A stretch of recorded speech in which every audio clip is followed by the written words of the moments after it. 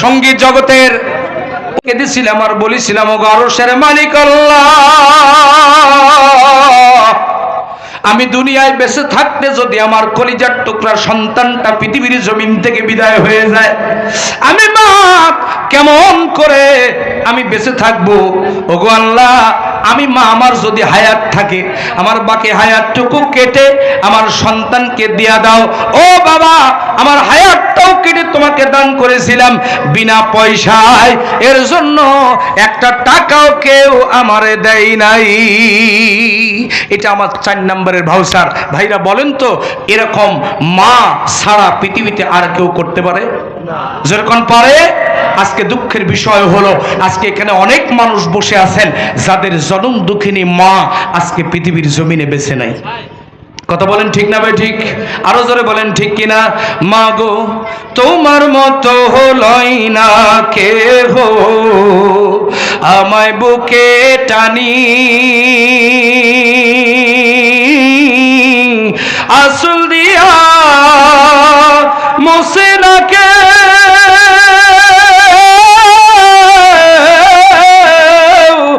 আসল দিয়া মোসে না কেউ আমার চোখের পানি।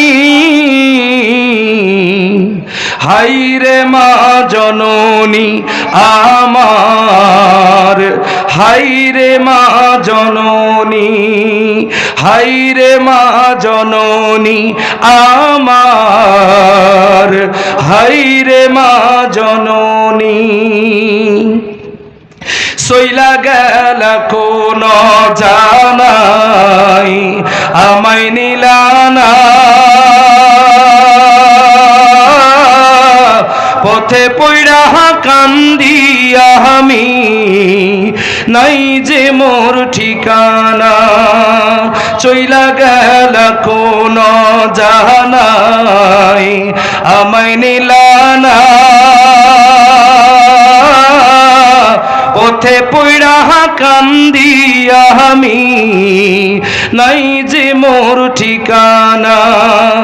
জীবন আমার চলব কেমনে,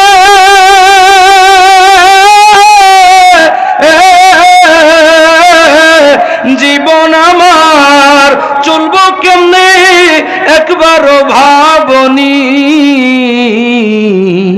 হাইরে মা জননী আমার, হাইরে মা জননী, হাইরে মা জননী আমার, হাইরে মা জননী। মা নেই কার কার হাত তোলেন? আল্লাহু আকবার, হাত নামান। এই মানুষগুলির কলিজাগুলো সব মরুভূমি হয়ে আছে। পৃথিবীর এমন কোনো পানি নাই আপনি এই কলিজায় ঢাললে আপনি মরুভূমির ক্ষত ভিজাতে পারবেন না। আজকে তাদের কোনো কিছুর অভাব নাই, অভাব হলো শুধু মায়ের। ঠিক কিনা বলেন? সামনে কোরবানির ঈদ আসতেছে, একটা শাড়ি একটা লুঙ্গি মাকে কিনে দিলে মা কতই না খুশি হয়ে যেত। আজকে সে মা অনেকের দুনিয়ার জীবনে বেঁচে নাই। কথা বলেন ঠিক কিনা? সম্মানিত ভাইয়ারা আমার, সুতরাং সে মায়ের খেদমত করতে হবে। আজকে আপনার আমার আব্বা কত কষ্ট করছে আমাদের জন্য। বাবার বৃষ্টিকে পাড়ি দিয়ে খাল নদী পাহাড়, মাতার ঘাম পায়ে ফেলে জুগাইরে আহার। বটবৃক্ষের মতো বাবা দিয়ে শীতল ছায়া, ধীরে ধীরে বড় করে দিয়ে প্রাণের মায়া। ঘৃণা করে দেয় না ফেলে, ঘৃণা করে দেয় না ফেলে, হোক না সন্তান কানা খোড়া। বুকেরও চামড়া কাটিয়া 2 জোড়া জুতা বানায়া দেব মোরায় আমার মায়ের পায়ে 1 জোড়া, দেব বাবার পায়ে 1 জোড়া। আমাদের আব্বা কেমন একটুখানি লক্ষ্য করেন আমার ভাইয়ারা। সারাদিন রিক্সা চালাইছে বাবা, 200 টাকা ইনকাম করছে, 190 টাকা দিয়ে বাজার করছে, 10টা টাকা তার কাছে অবশিষ্ট আছে। কষ্ট হচ্ছে আপনাদের? বাবা এই 10টা টাকা নিয়ে হোটেলের মধ্যে গেছে, হোটেলের বয়কে বলেছে দুইটা রুটি দাও বা দুইটা পরোটা, দুইটা পুরি দাও, সিঙ্গাড়া দাও। সারাদিন বাবা কিছু খাই নাই। আমার দিনী ভাইরা সিঙ্গাড়াটা প্লেটের মধ্যে নিয়া ওই আব্বা খেতে যাবেন, ঠিক এমন সময় মনে পড়ে গেছে কলিজার টুকরা সন্তানটা আমার নয়নের পুতুলি বাড়িতে অপেক্ষা করছে, কখন বাবা রসগোল্লা নিয়ে আসবে, কখন বাবা পটেটো চিপসের প্যাকেট নিয়ে আসবে। আমার দিনী ভাইরা সিঙ্গাড়া দুইটা হোটেলের মালিককে ফিরায় দিয়া বাবা ওই 10টা টাকা নিয়ে একটা রসগোল্লা কিনে যতক্ষণে বাড়ি আসছে ততক্ষণে আমি ঘুমায় গেছি। আলহামদুলিল্লাহ। কষ্ট হচ্ছে না তো আপনাদের? আমার সময় শেষ। হ্যাঁ, কিন্তু কর্তৃপক্ষ বলছে আপনি আরো 20 মিনিট কথা বলেন। কি বলবো? ইনশাল্লাহ আরো জোরে কোন বলবো? আল্লাহ কবুল করেন। দেখি তো আপনারা একটু সাঙ্গা আছেন কিনা। লিল্লাহে তাকবীর। আরো জোরে। সাতক্ষীরার মানুষের আওয়াজ এত কম না, জোরে কোন লিল্লাহে তাকবীর। এই তাকবীর সেই তাকবীর যেই তাকবীর দিয়ে বদর বিজয় হয়েছে। এই তাকবীর সেই তাকবীর যে তাকবীর দিয়ে উহুদ বিজয় হয়েছে। এই তাকবীর সেই তাকবীর যে তাকবীর দিয়ে স্পেন মুসলমানরা বছরের পর বছর শাসন করেছে। সেই তাকবীর দিয়ে প্যালেস্টাইন বিজয় হবে। বাংলার পার্লামেন্টে কোরআনের রাজ কায়েম হবে। কথা বলেন ঠিক কিনা? সুতরাং সেই তাকবীর নিয়ে বাংলার জমিনে নাস্তিক বেঈমানেরা কথা বলে, আমরা কারো কথা পরোয়া করি না। কোরআনের পক্ষে আমরা মৃত্যু পর্যন্ত আন্দোলন করে যাব। যতদিন পর্যন্ত কোরআনকে পার্লামেন্টে পৌঁছাতে পারবো ততদিন পর্যন্ত আমাদের আন্দোলন থামবে না। রাজি আছেন কারা কারা? দুই হাত উঁচু করে আল্লাহকে দেখা। আল্লাহ কবুল করেন। জোরে কোন আমিন। আরো জোরে বলেন আমিন। আমার দিনী ভাইরা, যে কথা বলতেছিলাম, আব্বা আমাকে ওই রসগোল্লা খাওয়ায়া রাতের বেলা বাড়িতে এসে ঘুমাইছে। আজকে সেই বাবা অনেকের পৃথিবীতে বেঁচে নাই। কথা বলেন ঠিক না বে ঠিক? এজন্য আমার দিনী ভাইয়ারা, আমার বাবাজিরা, খেদমত করতে হবে আব্বা এবং আম্মার। কথা বলেন ঠিক না বে ঠিক? গভীর মনোযোগ দিবেন আমার দিনী ভাইয়ারা। তাহলে আজকের আলোচনার মূল বিষয় ইবাদত, গোলামি, দাসত্ব কেবলমাত্র শুধুমাত্র একমাত্র কার হবে? আরো জোরে বলেন। আমার দিন ভাইরা, এই পয়েন্টটা নিয়ে আরেকটু কথা বলি। আল্লাহর গোলামি, আপনারা যে বললেন আল্লাহর হবে, কার হবে? আল্লাহর গোলামি। এটা কিন্তু মুখে বলা সহজ, বাস্তব জীবনে আল্লাহর গোলামি করা অতটা সহজ নয়। আল্লাহর গোলামি করতে গেলে হযরতে খাব্বাবের মতো আপনার পিঠের চামড়া তুলে ফেলা হবে। হযরতে বেলালের মতো পিঠের চামড়া তুলে ফেলা হবে। হযরতে খুবাইব রাদিয়াল্লাহু তাআলা আনহুর মতো ফাঁসির কাস্টে ঝুলিয়ে দেওয়া হবে। আমার ভাইয়েরা, মন খারাপ করবেন না। এই ফাঁসি নতুন ফাঁসি নয়, এই ফাঁসি বহুত পুরাতন। সে রাসূলুল্লাহ যুগ থেকে চলে আসতেছে। কথা বলেন ঠিক না ঠিক? আল্লাহ রাব্বুল আলামিন বলেন, ইন্নাল্লাযীনা ক্বালু ربنا الله ثم استقاموا تتنزل عليهم الملائكة ألا تخافوا ولا تحزنوا وأبشروا بالجنة التي كنتم توعدون। الله رب العالمين বলেন, যারা বলবে আল্লাহ আমার রব এবং এই কথাটির উপর ইস্তেকামাত থাকবে, তাদের উপরে আমি আল্লাহ ফেরেশতা দিয়া সাহায্য নাজিল করব।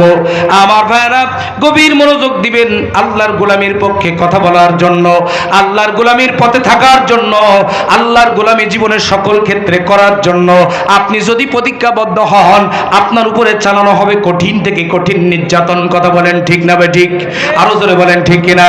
আমার দিনী ভাইরা, সমস্ত নির্যাতনকে উপেক্ষা করে আপনি যদি আল্লাহর দ্বীন প্রতিষ্ঠার জন্য কাজ করেন, আল্লাহ রাব্বুল আলামিন বলছেন, বিপদে পড়বা যখন, ফেরেশতা দিয়ে আমি আল্লাহ তাআলা সমস্ত বিপদ উদ্ধার করে দেব। তখন জোরে কোন সুবহানাল্লাহ। আমার দিনী ভাইরা, এই যে কোরআনটা আমরা দেখতেছি, বলেন তো এই কোরআনুল কারীমটা আমার দিনী ভাইরা ওয়াজ মাহফিলের জন্য নাজিল হয়েছে? কথা বলেন। এই কোরআনুল কারীম দিয়া আপনি তারাবির নামাজ খতম করবেন, এই কোরআনুল কারীম দিয়া মিলাদ মাহফিল করবেন। এজন্য কোরআন নাজিল হয় নাই এই কোরআনুল কারীম নাজিল হয়েছে।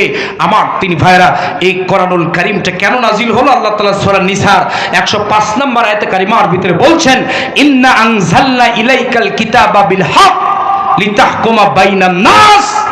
এই কোরআন আমি সত্য সহকারে নাজিল করেছি, এই কোরআন দিয়া সমাজ চলবে, অর্থাৎ তোমরা যাতে রাসূল আপনি যাতে কোরআন দিয়ে মানুষের মাঝে বিচার ফায়সালা করতে পারেন, এজন্য আমি কোরআন নাজিল করছি। সুবহানাল্লাহ বলবেন না? সুতরাং আল্লাহর কোরআনের আয়াতের দাবি অনুযায়ী কোরআন দিয়ে ওয়ার্ড চলবে, কোরআন দিয়ে ইউনিয়ন পরিষদ চলবে, কোরআন দিয়ে উপজেলা পরিষদ চলবে, কোরআন দিয়ে জেলা পরিষদ চলবে, কোরআন দিয়ে দেশ চলবে।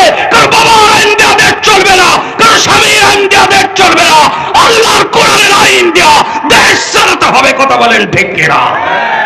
আর সেই কোরআনের আইন প্রতিষ্ঠার সংগ্রাম করা প্রত্যেকটা মুসলমানের জন্য ফরজ। শুধু ফরজ না, ফরজে আইন। কথা বলেন, কথা বলেন। কোরআন প্রতিষ্ঠার আন্দোলন করা প্রত্যেকটা মানুষের জন্য কি? ফরজে আইন। কিন্তু আজকে আমরা সেই পথটাকে ভুলে গেছি, সেই রাস্তাটাকেই ভুলে গেছি। যারা বসে আছেন একটু সামনের দিকে এগিয়ে আসবেন, আমার নির্ধারিত সময়েই আমি শেষ করব। কষ্ট হচ্ছে না তো আপনাদের ভাইরা? কষ্ট হচ্ছে? জি, একটু সামনের দিকে এগিয়ে আসুন, একটু জিকির করেন, লা ইলাহা লা ইলাহা লা ইলাহা ইল্লাল্লাহু মুহাম্মাদুর রাসূলুল্লাহ সাল্লাল্লাহু আলাইহি ওয়াসাল্লাম। যে কথা বলছিলাম, কোরআন প্রতিষ্ঠার ডাক, কোরআন প্রতিষ্ঠার আন্দোলনের কথা আমরা বেমালুম ভুলে গেছি। আজকে শোনেন সাতক্ষীরার তাওহীদি জনতা, একটা কথা আপনাদেরকে বলে যায়, সেটা হলো আপনার নামাজ আছে, রোজা আছে, হজ আছে, যাকাত আছে, দান আছে, সাদকা আছে, দাড়ি আছে, টুপি আছে, জুব্বা আছে, পাগড়ি আছে, কিন্তু ইসলামী রাজনীতি ঠিক নেই। দিন প্রতিষ্ঠার এজেন্ডা আপনার জীবনে নাই। মাতা আলা শুবাতিম মিনান নিফাক, আপনি মুনাফিক হয়ে কবরে যাবেন। কি হয়ে? মুনাফিক। আর মুনাফিক হয়ে কবরে গেলে আল্লাহ তাআলা বড় বড় কলা খেতে দেবে, নাকি বলেন? ইন্নাল মুনাফিকিনা ফিদ দারকিল আসফালি মিনান নার, মুনাফিকেরা থাকবে জাহান্নামের নিকৃষ্ট জায়গায়। আল্লাহু আকবার বলেন। আমার দিনী ভাইরা, আজকের আমরা শরীরে শক্তি থাকার পরেও আমরা আজকের ইসলামী আন্দোলন করতে চাই না, আল্লাহর দিন প্রতিষ্ঠার জন্য কাজ করতে চায় না। আজকে আমাদের কোনো কিছুর অভাব নাই, তবুও দিন প্রতিষ্ঠার জন্য মিছিল আসলে, দিন প্রতিষ্ঠার জন্য ডাক আসলে আমরা ময়দানে নামতে চাই না। কিন্তু আল্লাহর নবীর সাহাবীদের কথা চিন্তা করেন, আল্লাহর নবীর সাহাবীরা ডাক আসা মাত্র এই দিন প্রতিষ্ঠার জন্য তারা ঝাঁপিয়ে পড়েছেন।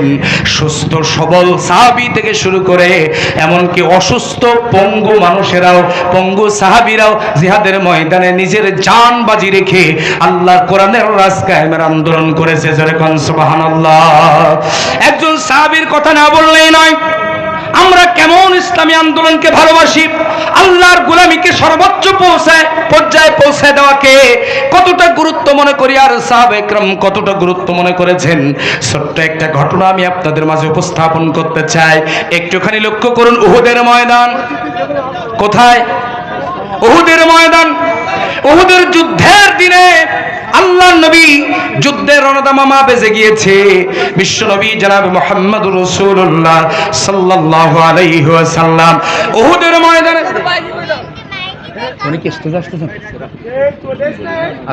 লিল্লাহে তাকবীর, লিল্লাহে তাকবীর। প্রধান আকর্ষণের আগমন, রুকনুজ্জামান ভাইয়ের আগমন। লিল্লাহে তাকবীর, লিল্লাহে তাকবীর, লিল্লাহে তাকবীর। আলহামদুলিল্লাহ, আজকের মাহফিলের প্রধান আকর্ষণ দক্ষিণ জনপদের সঙ্গীত